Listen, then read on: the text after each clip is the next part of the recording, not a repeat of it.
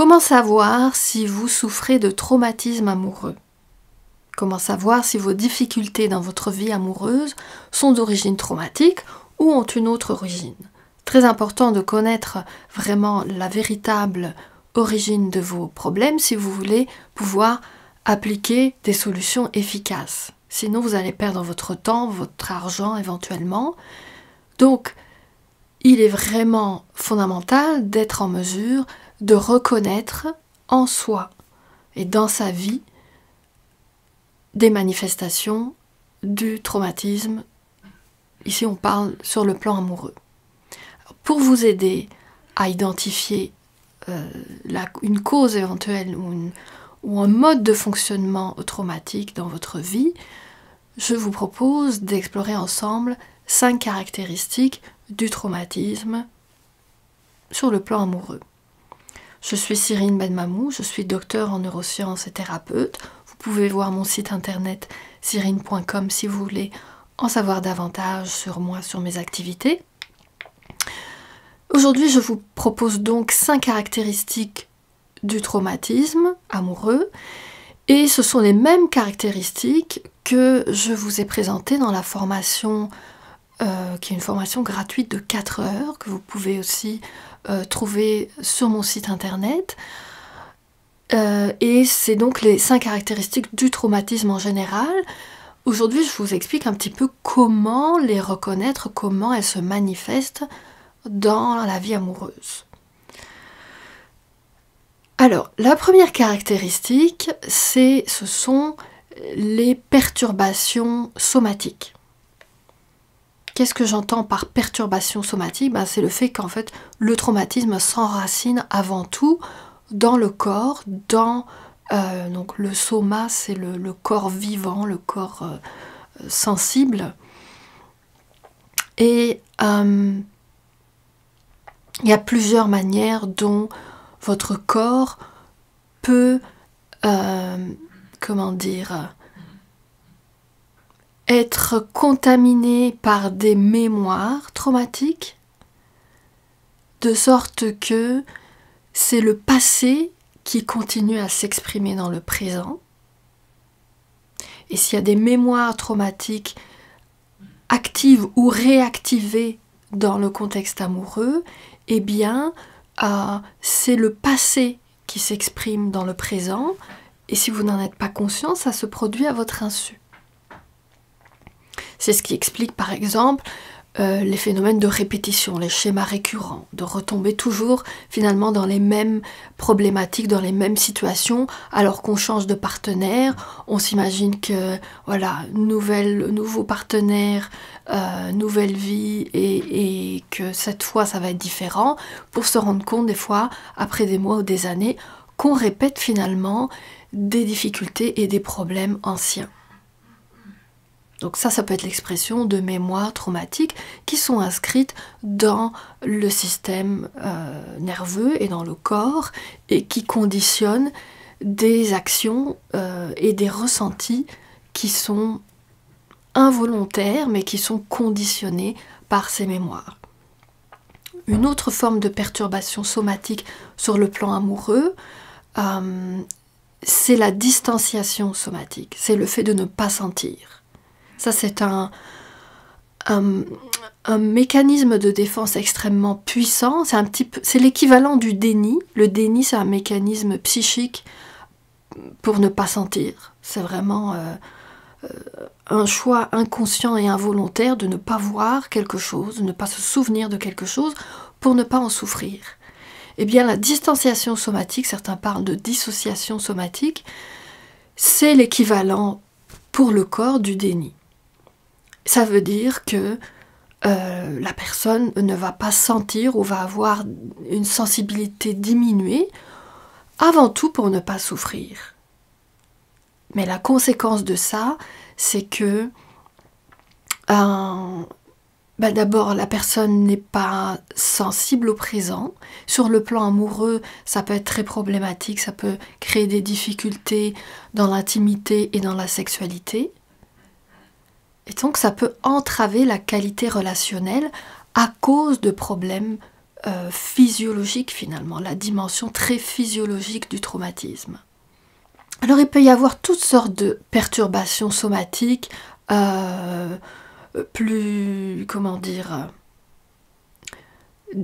certaines formes de réactivité, de sensibilité à des contextes, à des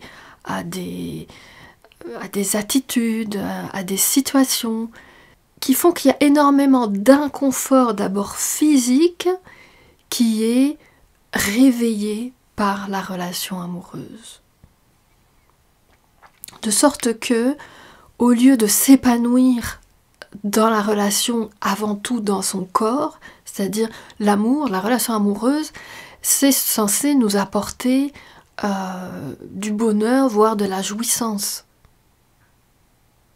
D'ailleurs, souvent, dans la première partie d'une relation amoureuse, les sens sont extrêmement nourris, stimulés positivement, éveillés par la relation amoureuse. Et si lorsque on rentre dans une relation de plus longue durée, dans la vie plus ordinaire de la relation amoureuse, s'il y a une perte de cet éveil, de cet épanouissement, et qu'au contraire on a l'impression de subir son corps dans la relation amoureuse, eh bien c'est aussi une forme de perturbation somatique, et une perte de plaisir.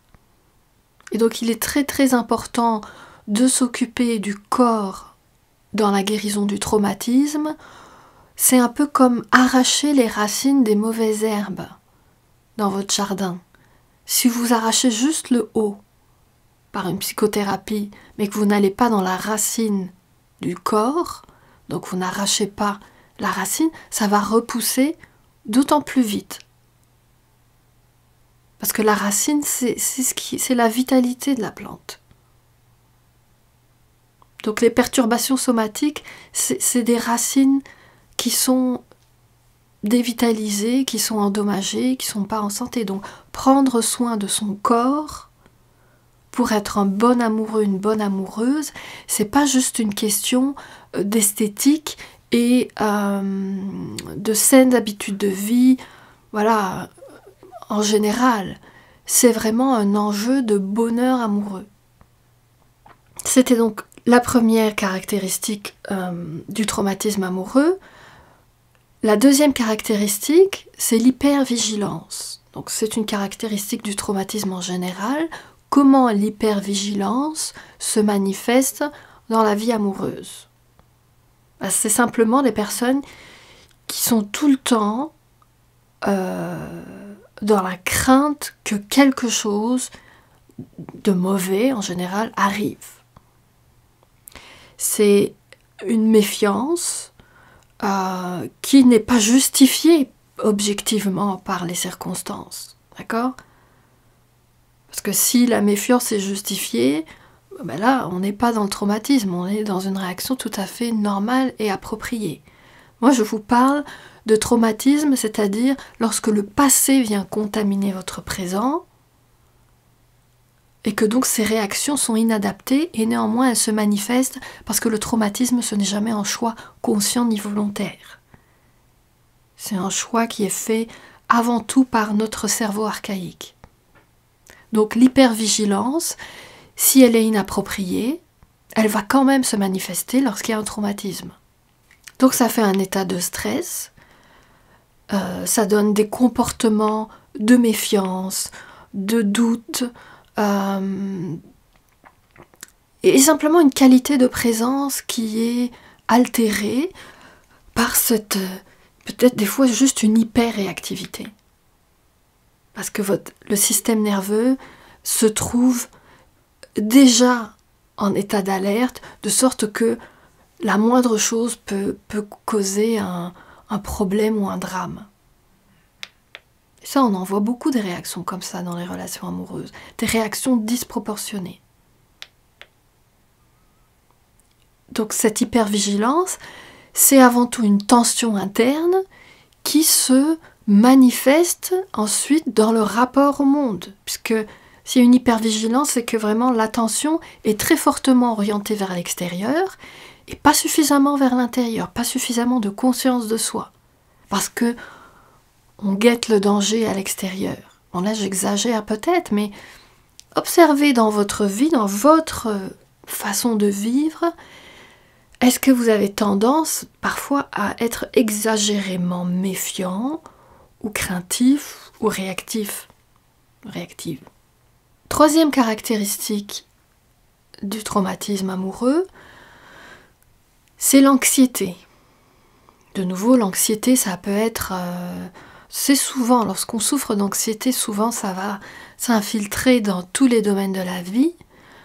Mais ça peut aussi, et ça arrive parfois, que l'anxiété se manifeste particulièrement dans la vie amoureuse, lorsque le traumatisme est vraiment confiné, ou en tout cas limité à la vie amoureuse. Ça arrive. Il se peut que votre vie aille bien, très bien même, que vous soyez très résilient, très créatif dans plein de domaines de votre vie, et que simplement vous viviez l'anxiété dans la vie amoureuse. C'est très possible. Et d'où vient cette anxiété? L'anxiété, dès qu'il y a anxiété, on sait qu'on n'est plus dans le présent. En tout cas qu'on n'est pas en train de s'occuper du présent, puisque l'anxiété c'est une forme d'inquiétude exacerbée par rapport au futur, qu'on parle du futur proche ou du futur lointain. Et en général, on projette dans le futur ce qui est le plus vivant de notre passé. Donc s'il y a des mémoires traumatiques qui sont encore vives, encore présentes et encore actives, eh bien ces mémoires traumatiques vont faire qu'on se projette dans l'avenir avec de l'anxiété. Mais cette anxiété, elle s'enracine avant tout dans les deux premiers éléments que je vous ai nommés, c'est-à-dire les perturbations somatiques, le fait d'avoir un corps, une sensorialité mal ajustée au présent, qui est fortement contaminé par le passé, et l'anxiété, elle se nourrit aussi de cette hypervigilance. En fait, ce sont des mécanismes somatiques qui viennent créer l'anxiété, c'est le corps en souffrance, en stress, qui vient contaminer l'esprit. Vous savez que le corps envoie 4 fois plus d'informations au cerveau et au cortex que l'inverse. Donc lorsqu'il y a un stress dans le corps, automatiquement, ça vient contaminer l'état d'esprit et les pensées. Et l'anxiété, c'est ruminer des pensées, des inquiétudes, des choses désagréables. Et de nouveau, s'il n'y a rien qui justifie dans la relation, dans le présent, ces états anxieux-là, eh bien c'est très probablement un traumatisme amoureux, c'est-à-dire retournez voir les autres vidéos que j'ai faites sur le sujet, vous allez mieux comprendre aussi. Quatrième caractéristique du traumatisme amoureux, c'est l'aliénation, le sentiment d'aliénation. Et à nouveau, c'est valable pour le traumatisme en général et ça s'applique dans le traumatisme amoureux. De quelle manière le sentiment d'aliénation se manifeste? Le sentiment d'aliénation, c'est un peu une perte de repères. De sentir que finalement, on vit sa vie en répondant à des normes, à des conventions, à des représentations, mais que profondément, ce que l'on fait, la manière dont on vit les choses n'apporte pas de satisfaction parce que ce n'est pas en cohérence avec nos valeurs profondes. Alors, avant d'être capable de le formuler de cette manière, il faut déjà en être vraiment conscient. Mais les personnes qui souffrent de traumatisme amoureux et qui sont pris dans ce sentiment d'aliénation sont un petit peu perdus.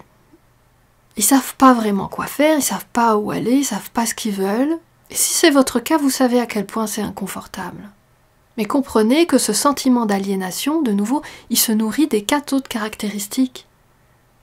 Parce que quelqu'un qui n'est pas totalement dans son corps, dans le présent, qui est en hypervigilance, qui craint ce qui va arriver, qui se projette dans des représentations anxieuses, ne peut absolument pas être pleinement ici, maintenant, en possession de ses moyens et réactif à la réalité, au réel.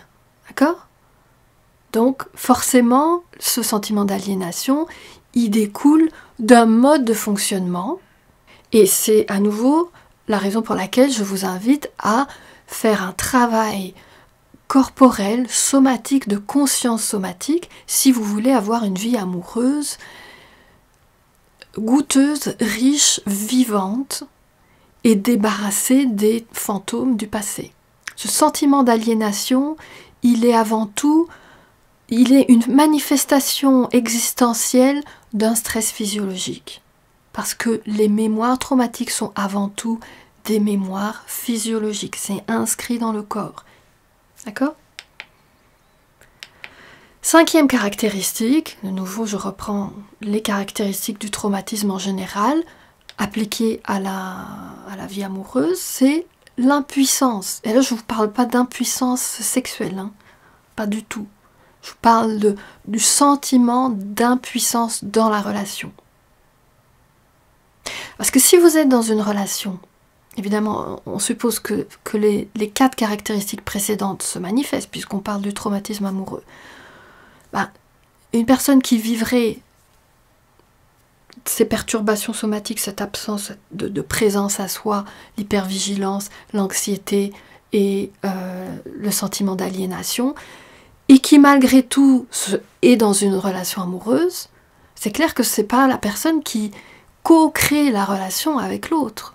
Si on vit vraiment ce traumatisme, c'est donc que l'on n'est pas créateur de sa vie et on n'est pas co-créateur de la relation amoureuse, comme c'est supposé l'être. Donc on est dans une impuissance existentielle, on subit les choses, ou en tout cas on a le sentiment subjectif de subir les choses. Parce que dans la réalité, si vous êtes dans une relation, vous participez forcément, que ce soit des choix conscients ou inconscients, vous êtes participant, donc co-créateur de toute manière. Sauf que si ce n'est pas fait justement en étant pleinement conscient et en choisissant l'orientation de la relation, en choisissant le mode d'interaction, eh bien, quelque part, vous subissez votre traumatisme. Vous êtes la première victime. Hein. Je dis vous parce que c'est vous qui me regardez. Mais je peux vous le dire d'expérience, la personne qui souffre de traumatisme est la première victime. Alors c'est certain que lorsqu'on souffre de traumatisme, y compris sur le plan amoureux, ça ne fait pas de nous des compagnons très, très agréables. D'où l'intérêt de vraiment se guérir du traumatisme, avant tout pour soi, et aussi pour avoir des relations intéressantes. Et pour pouvoir attirer à soi des personnes avec qui on va pouvoir vivre des choses intéressantes, enrichissantes, épanouissantes, avoir du plaisir. Et ce sentiment, si je reviens à la 5e caractéristique, ce sentiment d'impuissance existentielle, relationnelle sur le plan amoureux, souvent il va se manifester soit par l'envie récurrente d'abandonner la relation, parce que c'est trop lourd, c'est trop difficile. Si on ne vit pas la relation dans son pouvoir personnel, très vite, ou en tout cas très souvent, on peut avoir envie d'abandonner. Parce que c'est trop dur de subir.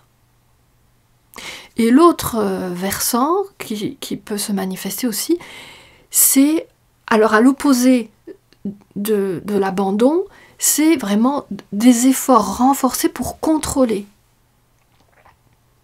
Parce que finalement, si on n'est pas dans son pouvoir personnel, soit on abandonne, on laisse aller, ou on met encore plus d'efforts, mais on s'épuise.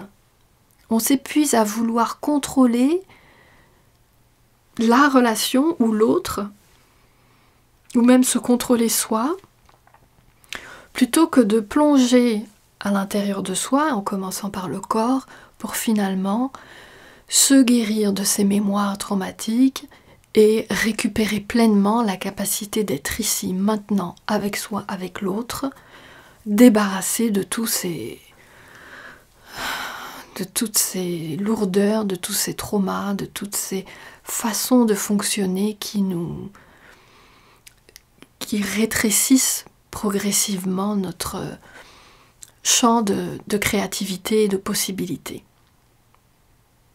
Vous savez qu'on parle aujourd'hui de burn-out amoureux. Pour les Français de France, le burn-out amoureux. Parce qu'au Québec, on prononce plus ça d'une autre manière. Bref, je vous donne les deux prononciations. Donc, l'épuisement amoureux, c'est une réalité. De la même manière qu'il peut y avoir un épuisement professionnel, les personnes qui s'épuisent professionnellement, ce sont en général les plus engagées, souvent les plus douées, mais à force d'essayer, c'est vraiment d'essayer de toujours plus d'en faire plus pour contrôler quelque chose qui nous semble hors de notre contrôle, alors qu'en fait tout est là, tout est en soi. Notre histoire de vie est tricotée dans notre corps. Et si vous voulez récupérer pleinement votre capacité à vivre une vie que vous choisissez, intéressez-vous à votre chair. Vous pouvez lire, tiens, le livre de Boris Cyrulnik, de Chair et d'âme. Très intéressant. Pour revenir donc à notre thème d'aujourd'hui, les 5 caractéristiques du traumatisme amoureux, j'espère que ces exemples que je vous ai donnés pourront vous aider à détecter dans votre vie s'il reste encore des traces petites ou grandes de traumatisme amoureux, parce que, comme je vous le disais au début, pour pouvoir résoudre un problème, il faut avant tout le poser de la bonne manière, c'est-à-dire identifier le plus clairement possible la véritable origine des difficultés. Alors, j'espère que cette vidéo vous aura aidé. Vous pouvez retourner voir celle du 1er mars 2017, s'épanouir grâce aux blessures affectives. Et dans tous les cas, je vous dirai, si vous êtes aux prises avec ce genre de difficultés, faites-vous aider, ça va aller beaucoup plus vite. Évidemment, faites-vous aider par quelqu'un de compétent. Vous pouvez me soumettre une demande d'accompagnement, mais sachez d'avance que je suis forcée de refuser une bonne partie des demandes que je reçois, parce que je reçois plus de demandes que je n'ai de temps pour y répondre. Donc, mais si vous avez vraiment besoin d'aide et que vous voulez que je vous aide, vous pouvez me faire la demande. Mais dans tous les cas, faites-vous aider par quelqu'un de compétent pour les problématiques qui vous concernent. D'accord ? Partagez-moi en dessous vos commentaires, vos impressions. Vous savez que je vous lis toujours avec beaucoup d'intérêt et que c'est grâce à vos commentaires que je peux comprendre aussi quel thème je peux vous proposer à l'avenir. Je ne peux pas vous répondre individuellement dans le cadre de ces vidéos gratuites parce que ça m'empêcherait de vous produire pour vous de nouvelles vidéos. Donc je préfère vous répondre par ce genre de formation de vidéos. Donc dites-moi ce que vous en pensez, où est-ce que vous en êtes, de quelle manière vous surmontez vos traumatismes amoureux. Et je vous dis à bientôt pour une prochaine vidéo.